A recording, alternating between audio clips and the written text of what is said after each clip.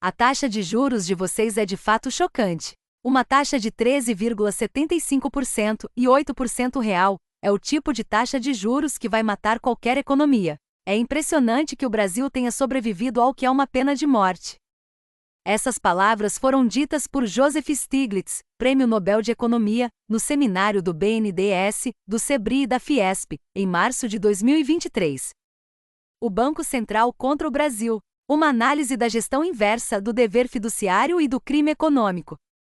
Há uma pergunta que a grande imprensa financeira brasileira sistematicamente evita formular com a precisão que ela merece: por que o Banco Central do Brasil age, de forma consistente e reiterada, contra os interesses da economia que deveria proteger? A resposta convencional de que se trata de independência técnica ou de combate à inflação não resiste a uma análise comparativa séria com os dados de qualquer outro banco central do mundo. Este documento propõe uma leitura diferente lastreada em 3 pilares: a ciência econômica de Bresser, Pereira e Stiglitz, os dados macroeconômicos oficiais do próprio Banco Central e do Tesouro Nacional, e a lógica do direito fiduciário e da contabilidade pública. A conclusão a que chegamos não é confortável, mas é irrefutável. A atual gestão do Banco Central configura uma gestão inversa. Não uma incompetência acidental, mas uma arquitetura institucional que sistematicamente transfere a riqueza do Brasil, a economia real, que produz, emprega e paga impostos, para o capital financeiro offshore, que lucra com a dívida pública e remete os ganhos para o exterior. O dinheiro que falta no Brasil está literalmente fora do Brasil. E o Banco Central, por ação e omissão, é o principal instrumento desta transferência. O ponto de partida de qualquer análise sobre o Banco Central deve ser o texto constitucional. O artigo 192 da Constituição Federal de 1988 é cristalino. O sistema financeiro nacional, estruturado de forma a promover o desenvolvimento equilibrado do país e a servir aos interesses da coletividade, em todas as partes que o compõem, será regulado por leis complementares. O mandato constitucional do sistema financeiro nacional não é a inflação. É o desenvolvimento equilibrado do país e o serviço aos interesses da coletividade. A estabilidade de preços é um meio, não um fim em si mesma. Quando a busca pela meta de inflação passa a destruir o emprego, a indústria e o equilíbrio fiscal, ela se converte em violação do próprio mandato constitucional. A Lei Complementar 179 de 2021, que concedeu autonomia formal ao Banco Central, estabeleceu a estabilidade de preços como objetivo fundamental. Contudo, seu artigo 1º, parágrafo único, impõe um mandato dual explícito, que a gestão atual sistematicamente ignora. Sem prejuízo de seu objetivo fundamental, o Banco Central do Brasil também tem por objetivo zelar pela estabilidade e pela eficiência do sistema financeiro, suavizar as flutuações do nível de atividade econômica e fomentar o pleno emprego. Com uma inflação projetada em 4%, a manutenção de juros nominais de 14,75% ao ano, resultando em um juro real de 9,51%, não tem justificativa técnica no combate inflacionário.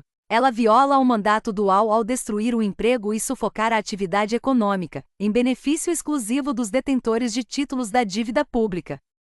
A Lei Complementar 179 foi apresentada ao público como garantia de independência técnica do Banco Central. Na prática, ela criou um escudo institucional que protege a coalizão financeiro-rentista de qualquer responsabilização democrática.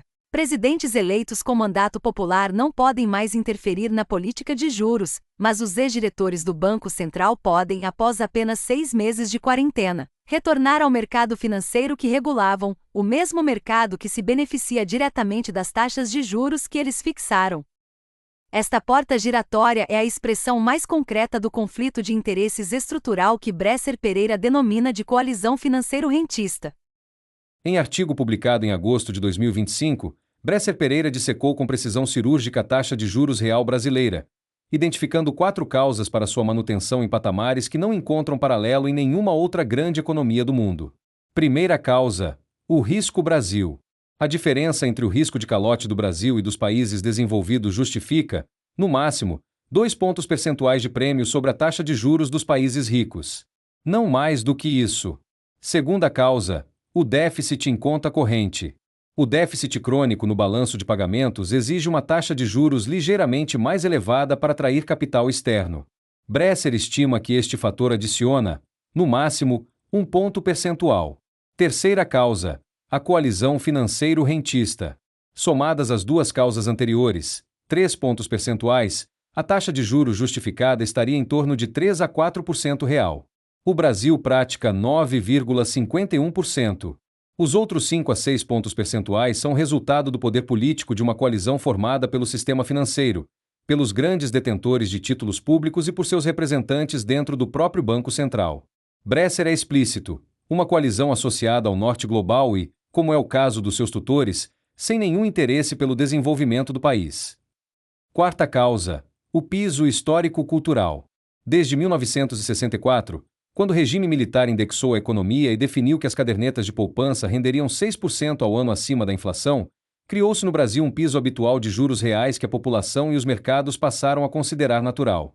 Este piso cultural, em torno de 4% real, impede qualquer redução mais agressiva mesmo quando as condições econômicas permitiriam. A conclusão de Bresser é devastadora. Qual tem sido o papel do Banco Central ao qual cabe determinar os juros?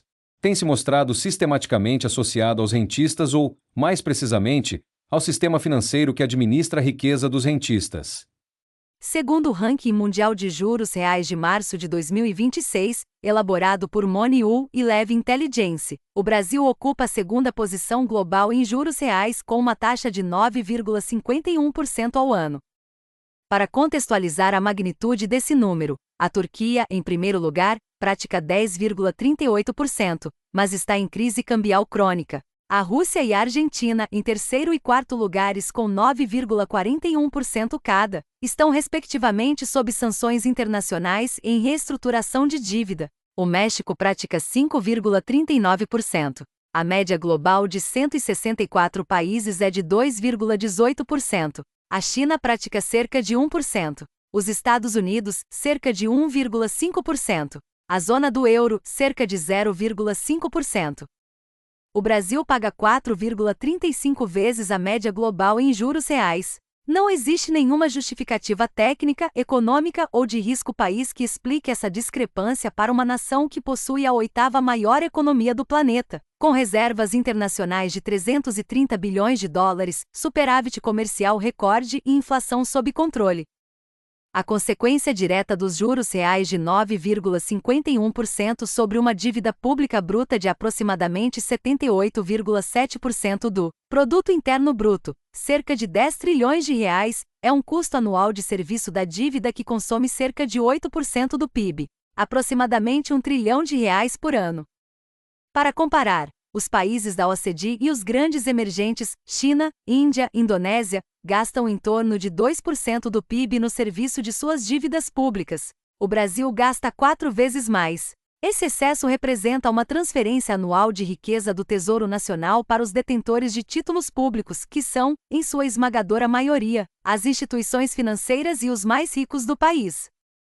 O excesso pago à coalizão rentista, cerca de 750 bilhões de reais por ano, equivale a mais de 3 vezes o orçamento do Ministério da Saúde, ou a 4 vezes o programa Bolsa Família. O debate sobre corte de gastos sociais para equilibrar o fiscal é, portanto, uma inversão deliberada da realidade. O problema fiscal brasileiro não é o gasto social, é o custo da dívida. O relatório de capitais brasileiros no exterior do próprio Banco Central, divulgado em julho de 2025, revelou que brasileiros mantinham 654,5 bilhões de dólares fora do país ao final de 2024.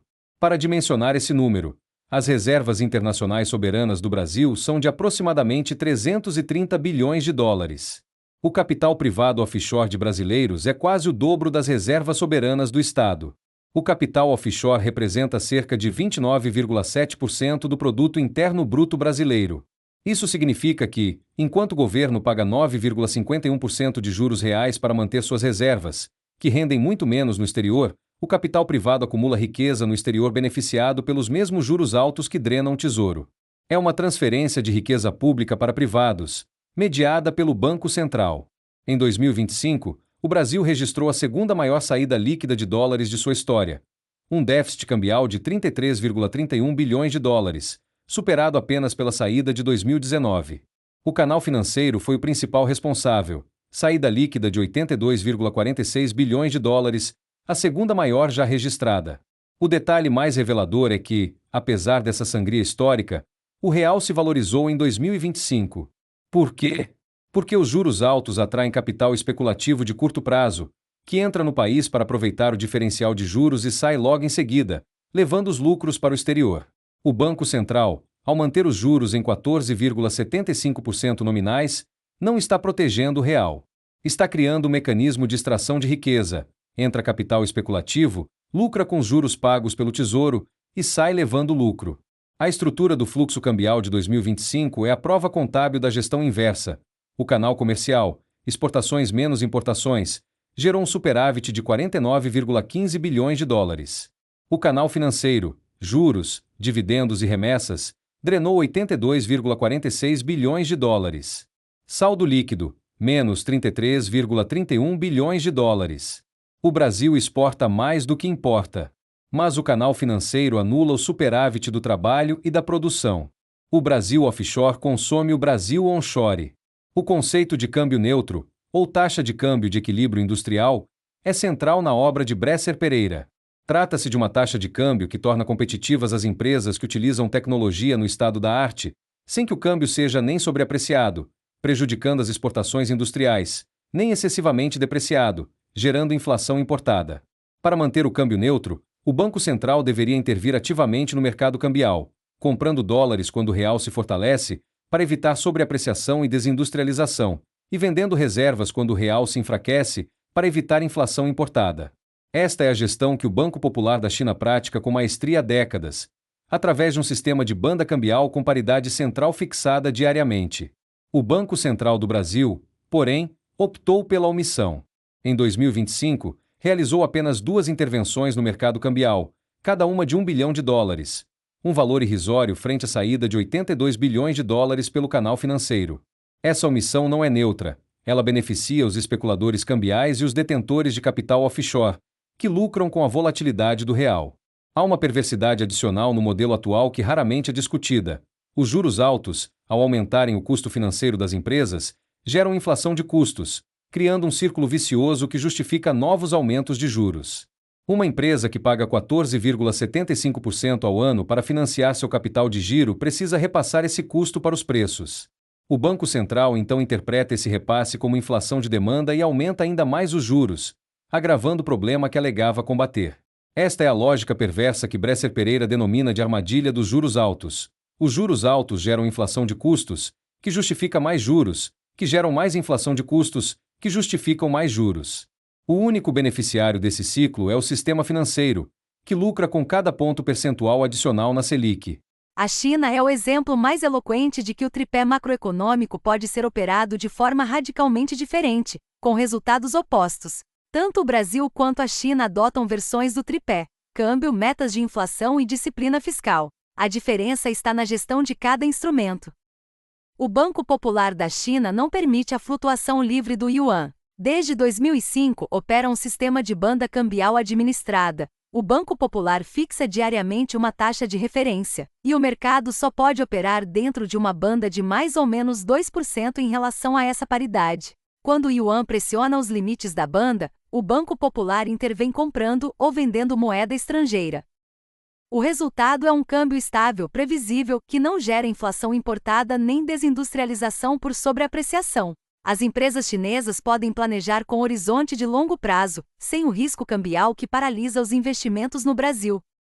A China também mantém controles rígidos sobre os fluxos de capital offshore. A distinção entre o yuan onshore e o yuan offshore é um mecanismo deliberado para impedir que o capital produtivo gerado internamente fuja para paraísos fiscais. O resultado é que o lucro das empresas, inclusive das multinacionais que operam na China, fica majoritariamente dentro do país, reinvestido na economia real. No Brasil não existe nenhum mecanismo equivalente. O capital pode entrar e sair livremente, e os juros altos criam um incentivo perverso para que o capital produtivo se converta em capital financeiro e migre para o exterior. A síntese é simples: Brasil e China usam o mesmo tripé. O Brasil tem câmbio flutuante livre, juros reais de 9,51%, custo da dívida de 8% do PIB, desindustrialização severa, e o lucro vai para o exterior. A China tem câmbio administrado em banda, juros reais de cerca de 1%, custo da dívida de cerca de 2% do PIB, industrialização crescente, e o lucro fica na China. A diferença não é o instrumento, é a intenção por trás da gestão do instrumento. A China usa o tripé para desenvolver o país. O Brasil usa o tripé para transferir riqueza do país para o exterior. O Federal Reserve dos Estados Unidos opera sob um mandato dual explícito desde 1977, máximo emprego e estabilidade de preços, com igual ponderação entre os dois objetivos. Quando há conflito entre emprego e inflação, o Fed pondera explicitamente os trade-offs e comunica suas decisões de forma transparente. O Banco Central do Brasil, ao contrário, opera na prática como se tivesse um mandato único de inflação, ignorando sistematicamente o segundo objetivo da Lei Complementar 179, fomentar o pleno emprego. Com uma taxa de desemprego que ainda afeta milhões de brasileiros e uma indústria que representa apenas 12% do PIB, ante 30% nos anos 80, a manutenção de juros reais de 9,51% é incompatível com qualquer interpretação honesta do mandato dual. O Banco Central do Brasil não é uma empresa privada que pode perseguir o lucro de seus acionistas. É uma autarquia federal, criada por lei para gerir, em nome do povo brasileiro, o sistema monetário e cambial do país. Seus diretores exercem um poder discricionário sobre os interesses de toda a coletividade, a definição clássica de relação fiduciária. O dever fiduciário do gestor público exige lealdade ao interesse público e não ao mercado financeiro privado, diligência na gestão dos recursos públicos, evitando perdas desnecessárias ao Tesouro, e abstenção de conflito de interesses, especialmente quando o gestor sabe que, após o mandato, retornará ao setor que regulava. A quarentena de 6 meses prevista na Lei Complementar 179 é manifestamente insuficiente para prevenir o conflito de interesses estrutural entre o Banco Central e o mercado financeiro. 6 meses é um prazo irrisório para o mercado que opera com horizontes de décadas. A manutenção de juros reais de 9,51% quando a inflação está próxima da meta, combinada com a omissão na gestão cambial, resulta em desindustrialização progressiva, violação do desenvolvimento equilibrado exigido pela Constituição, transferência de renda dos trabalhadores para os rentistas, violação do interesse da coletividade, e fuga de divisas de 82 bilhões de dólares em um único ano, violação do dever de preservar o patrimônio nacional. A Lei 7.492 de 1986, a Lei do Colarinho Branco, tipifica no artigo 4º crime de gestão temerária de instituição financeira, com pena de reclusão de 2 a 8 anos. A gestão temerária é caracterizada pela adoção de práticas que, de forma contumaz e sem justificativa técnica razoável, causam prejuízo ao erário ou ao sistema financeiro. A adoção de juros reais 4,35 vezes acima da média global, resultando em um custo de serviço da dívida de R$1 trilhão por ano, sem que nenhum outro banco central de país comparável adote política semelhante, configura, no mínimo, a tese de gestão temerária. O precedente existe. O Ministério Público Federal já propôs ação civil pública e de improbidade administrativa contra ex-diretores do Banco Central, com base nos mesmos fundamentos jurídicos. O artigo 10 da Lei de Improbidade Administrativa tipifica como ato de improbidade qualquer ação ou omissão que cause lesão ao erário. A omissão do Banco Central na gestão cambial, que resulta na saída de 82 bilhões de dólares pelo canal financeiro em um único ano, e a manutenção de juros que custam 750 bilhões de reais anuais a mais do que o necessário configuram, em tese, lesão ao erário por omissão dolosa. A gestão inversa pode ser demonstrada com precisão contábil. Em qualquer empresa ou entidade, a boa gestão consiste em maximizar os ativos e minimizar os passivos. No caso do Brasil, o que se observa é o inverso. No Brasil onshore, a dívida pública cresce a R$1 trilhão por ano em juros. O déficit fiscal estrutural é alimentado pelo custo da dívida. A desindustrialização é severa, com a indústria representando apenas 12% do PIB. O desemprego estrutural persiste, e o câmbio volátil gera inflação importada. No Brasil offshore, o capital de brasileiros no exterior soma 654,5 bilhões de dólares e cresce. Os lucros das instituições financeiras batem recordes históricos anuais, e o retorno sobre o capital financeiro é de 9,51% real ao ano, garantido pelo Tesouro Nacional. A equação é simples: os passivos, dívidas, obrigações, custo social, acumulam-se no Brasil onshore, enquanto os ativos riqueza, lucro, capital, acumulam-se no Brasil offshore. Esta não é uma coincidência. É o resultado contábil previsível de uma política monetária que remunera o capital financeiro com recursos públicos. A solução para a gestão inversa não requer nenhuma inovação teórica. Ela está na correta operação do tripé macroeconômico, conforme a lógica estabelecida em 1999 e aprimorada pela teoria de Bresser-Pereira. Primeiro passo: o câmbio neutro, com banda cambial. O Banco Central deve abandonar a omissão da flutuação livre e adotar uma gestão cambial ativa, intervindo no mercado para manter o câmbio dentro de uma banda que garanta a competitividade industrial. O câmbio neutro é o fiel da balança que impede que a volatilidade cambial seja repassada para a inflação, eliminando a desculpa para juros altos. Quando o câmbio é gerido, a inflação importada deixa de existir como pretexto para a Selic estratosférica. Segundo passo: a redução gradual dos juros reais.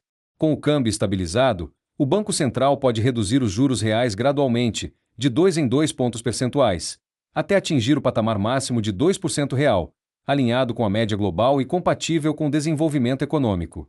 Terceiro passo: o rebalanceamento das reservas. As reservas internacionais do Brasil devem ser rebalanceadas para refletir os parceiros comerciais reais do país, especialmente no contexto do BRICS, reduzindo a dependência do dólar e diversificando o risco cambial. O câmbio neutro é um instrumento que permite a convivência harmoniosa entre o Brasil e o Brasil. O capital offshore pode continuar existindo, mas não mais à custa da sangria do capital onshore. A troca justa entre os dois Brasis passa, necessariamente, pela restauração do papel fiduciário do Banco Central. Bresser-Pereira chamou Galípolo de traidor. Stiglitz chamou os juros brasileiros de pena de morte. O presidente da Fiesp chamou de juros pornográficos. O vice-presidente Alckmin disse que não há nada que justifique 8% de juros reais. Todos eles estão certos, e todos eles estão descrevendo a mesma realidade a partir de perspectivas diferentes. A realidade é esta: o dinheiro que falta no Brasil está fora do Brasil. Os 750 bilhões de reais anuais que poderiam financiar saúde, educação, infraestrutura e desenvolvimento industrial estão sendo transferidos, via Selic, para os detentores de títulos públicos, que em seguida remetem os lucros para o exterior, ampliando o Brasil offshore às custas do Brasil onshore. Não é má gestão.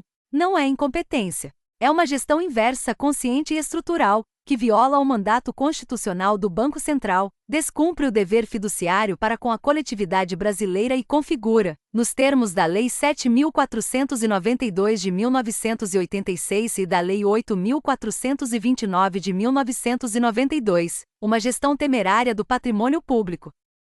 O câmbio neutro é a solução. A soberania econômica é o objetivo. E a responsabilização dos gestores que perpetuam este modelo é a exigência mínima de um Estado de Direito que se pretende democrático. Projeto Tripé Econômico. Abril de 2026.